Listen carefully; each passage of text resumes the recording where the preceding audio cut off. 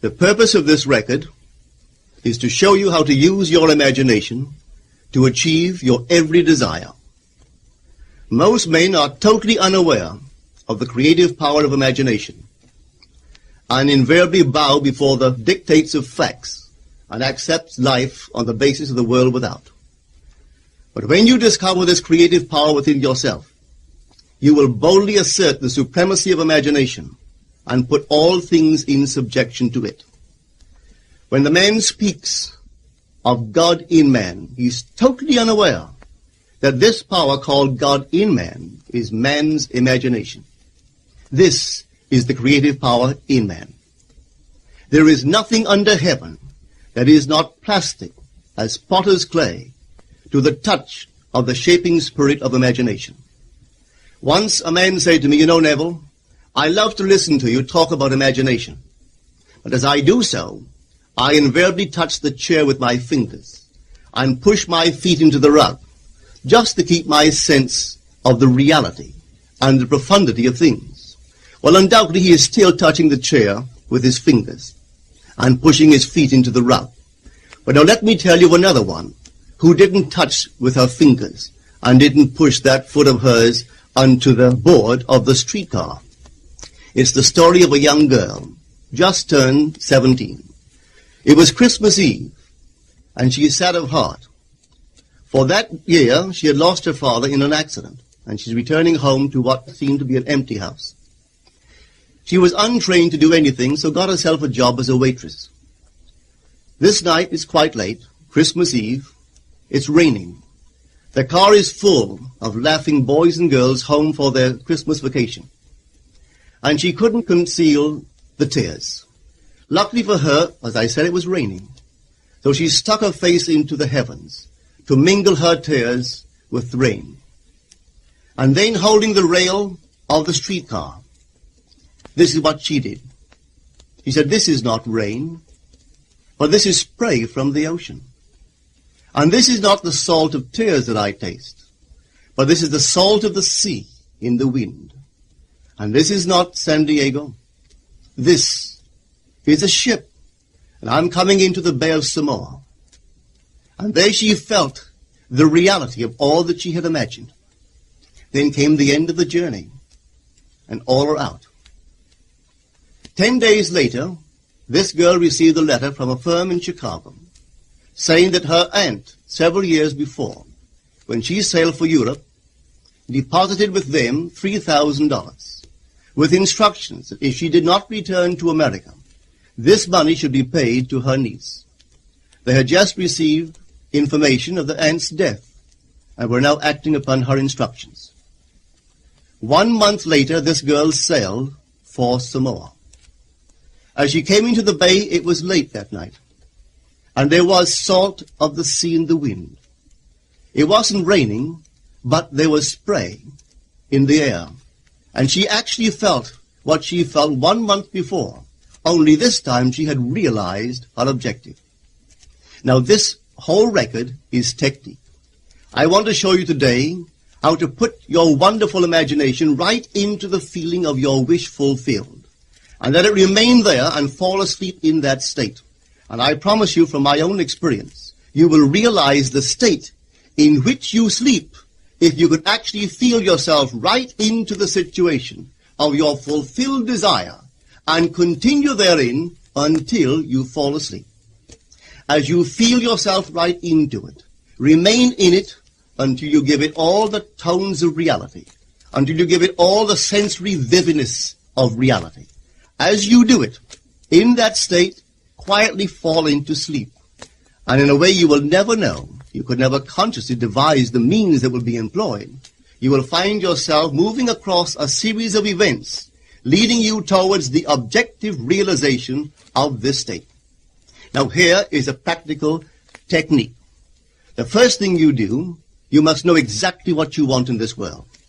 When you know exactly what you want, make as lifelike a representation as possible of what you would see and what you would touch and what you would do and physically moving in such a state. For example, suppose I wanted a home, but I had no money, but I still know what I want. without taking anything into consideration, I would make as lifelike a representation of the home that I would like, with all the things in it that I would want. And then, this night, as I would go to bed, I would, in a state, a drowsy, sleepy state, the state that borders upon sleep, I would imagine that I am actually in such a house, that were I to step off the bed, I would step upon the floor of that house. Were I to leave this room, I would enter the room that is adjacent to my imagined room in that house. And while I am touching the furniture and feeling it to be solidly real, and while I am moving from one room to the other in my imaginary house, I would go sound asleep in that state. And I know that in a way I could not consciously devise, I would realize my house. I have seen it work time and time again. If I wanted promotion in my business, I would ask myself what additional responsibilities would be mine were I to be given this great promotion. What would I do? What would I say? What would I see? How would I act? And then in my imagination, I would begin to see and touch and do and act as I would outwardly see and touch and act were I in that position.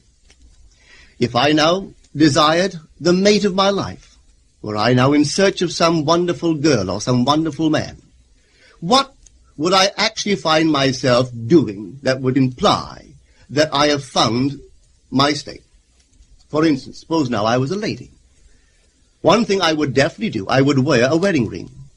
I would take my imaginary hands, and I would feel the ring that I would imagine to be there. And I would keep on feeling it until it seemed to me to be solidly real. I would give it all the sensory vividness I am capable of giving anything. And while I am feeling my imaginary ring, which implies I am married, I would sleep. This story is told us in the Song of Songs, or the Song of Solomon. It is said, "At night on my bed, I sought him whom my soul loveth. I found him whom my soul loveth. And I would not let him go until I brought him into my mother's house, right into the chamber of her that conceived me." If I would take that beautiful poem and put it into modern English, into practical language, it would be this. While sitting in my chair, I would feel myself right into the situation of my fulfilled desire. And having felt myself into that state, I would not let it go. I would keep that mood alive, and in that mood, I would sleep. That is, taking it right into my mother's chamber, into the chamber of her that conceived me. You know, people are totally unaware of this fantastic power of the imagination. But when man begins to discover this power within him, he never plays the part that he formerly played. He doesn't turn back and become just the reflective life. From here on in, he is the affecter of life. The secret of it is to center your imagination in the feeling of the wish fulfilled and remain therein. For in our capacity to live in the feeling of the wish fulfilled lies our capacity to live the more abundant life. Most of us are afraid to imagine ourselves as important and noble individuals, secure in our contribution to the world, just because at the very moment that we start our assumption, reason and our senses deny the truth of our assumption. We seem to be in the grip of an unconscious urge, which makes us cling desperately to the world of familiar things and resist all that threatens to tear us away from our familiar and seemingly safe moorings. But I appeal to you to try it. If you try it, you will discover this great wisdom of the ancients, for they told it to us in their own strange, wonderful, symbolical form. But unfortunately, you and I misinterpreted their stories and took it for history when they intended it as instruction to simply achieve our every objective. You see, imagination puts us inwardly in touch with a world of states. These states are existent. They are present now. But they are mere possibilities while we think of them. But they become overpoweringly real when we think from them and dwell in them. You know, there's a wide difference between thinking of what you want in this world and thinking from what you want. Let me tell you, when I first heard of the strange and wonderful power of the imagination, it was in 1933 in New York City. An old friend of mine taught it to me. He turned to the 14th of John, and this is what he read. In my Father's house are many mansions. If it were not so, I would have told you. I go to prepare a place for you. And if I go and prepare a place for you, I will come again and receive you unto myself, that where I am, there ye may be also. He explained to me that this central character of the Gospels was human imagination. That mansion was not a place in some heavenly house, but simply my desire. If I would make a living representation of the state desired, and then enter that state and abide in that state, I would realize it. At the time, I wanted to make a trip to the island of Barbados in the West Indies, but I had no money. He explained to me that if I would that night, as I slept in New York City, assume that I was sleeping in my earthly father's house in Barbados, and go sound asleep in that state, that I would realize my trip. Well, I took him at his word and tried it. For 1 month, night after night, as I fell asleep, I assumed I was sleeping in my father's home in Barbados.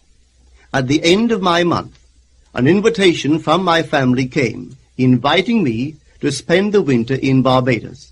I sailed for Barbados the early part of December of that year. From then on, I knew I had found this Savior in myself. The old man told me that it would never fail. Even after it happened, I could hardly believe that it would not have happened anyway. That's how strange this whole thing is. On reflection, it happens so naturally. You begin to feel or to tell yourself, well, it would have happened anyway. And you quickly recover from this wonderful experience of yours. It never failed me if I would give the mood, the imagined mood, sensory vividness. I could tell you unnumbered case histories to show you how it works. But in essence, it's simple. You simply know what you want. When you know what you want, you're thinking of it. That is not enough. You must now begin to think from it. Well, how could I think from it? I am sitting here, and I desire to be elsewhere. How could I, while sitting here physically, put myself in imagination at a point in space removed from this room and make that real to me? Quite easily. My imagination puts me in touch inwardly with that state. I imagine that I am actually where I desire to be. Now, can I tell that I am there? There is only one way to prove that I am there. For what a man sees when he describes his world is as he describes it relative to himself. So what the world looks like depends entirely upon where I stand when I make my observation. So if, as I describe my world, it is related to that point in space I imagine that I am occupying, then I must be there. I am not there physically, no, but I am there in my imagination. And my imagination is my real self. And where I go in imagination and make it real, there I shall go in the flesh also. When in that state I fall asleep, it is done. I have never seen it fail. So this is the simple technique on how to use your imagination to realize your every objective. Here is a very healthy and productive exercise for the imagination. Something that you should do daily. Daily relive the day as you wish you had lived it, revising the scenes to make them conform to your ideals. For instance, suppose the day's mail brought disappointing news. Revise the letter. Mentally rewrite it and make it conform to the news you wish you had received. Or suppose you didn't get the letter you wish you had received. Write yourself the letter and imagine that you received such a letter. Let me tell you a story that took place in New York not very long ago. In my audience sat this lady who had heard me numberless times. And I was telling the story of revision, that man, not knowing the power of imagination, He goes to sleep at the end of his day, tired and exhausted, accepting as final all the events of the day. And I was trying to show that man should, at that moment, before he sleeps, he should rewrite the entire day and make it conform to the day he wished he had experienced. Here is the way a lady wisely used this law of revision. It appears that 2 years ago, she was ordered out of her daughter-in-law's home. For 2 years there was no correspondence. She had sent her grandson at least 24 presents in that interval, but not one was ever acknowledged. Having heard the story of revision, this is what she did. As she retired at night, she mentally constructed 2 letters. One she imagined coming from her grandson, and the other from her daughter-in-law. In these letters they expressed deep affection for, and wondered why she had not called to see them. This she did for 7 consecutive nights, holding in her imaginary hand the letter she imagined she had received, and reading these letters over and over until it aroused within her the satisfaction of having heard. Then she slept. On the 8th day, she received a letter from her daughter-in-law. On the inside there were 2 letters, one from her grandson and one from the daughter-in-law.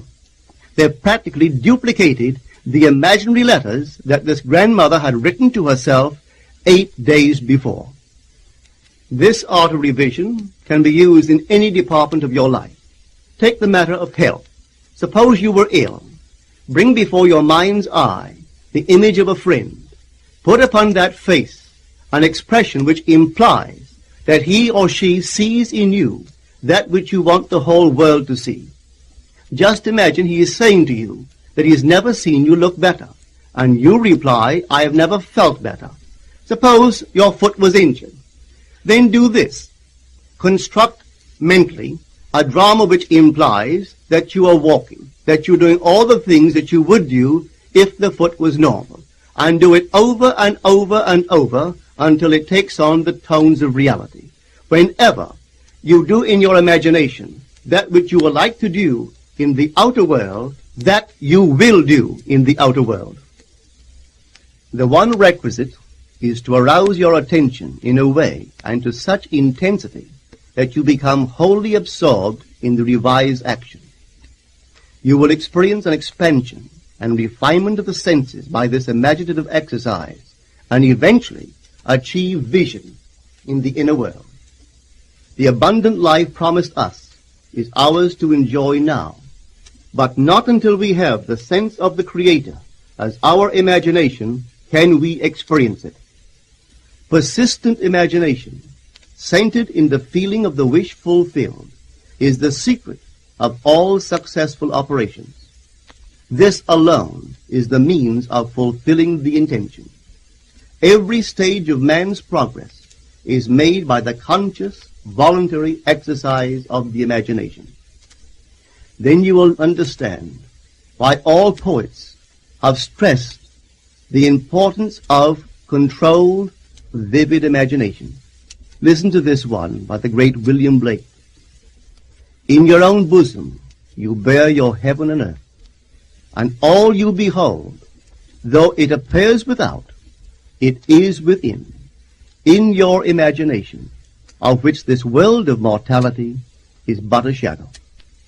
Try it, and you too will prove that your imagination is the Creator.